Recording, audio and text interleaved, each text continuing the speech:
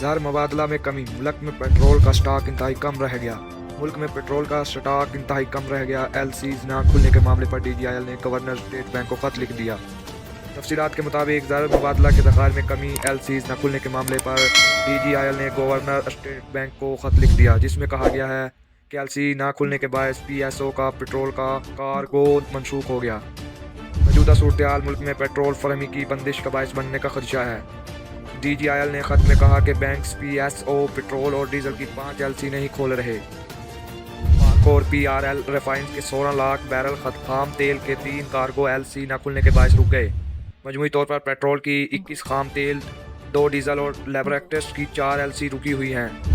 Governor state bank فوری طور پر L Cs کھولنے کے انتظامات کریں، ورنہ ملک میں تیل کا بہت بڑا بحران پیدا ہوگا، جس سے پاکستان کی معیشت مزید کمزور ہو جائے گی۔ مزید خبروں اور تجزیوں کے لیے ہمارا چینل سبسکرائب کریں۔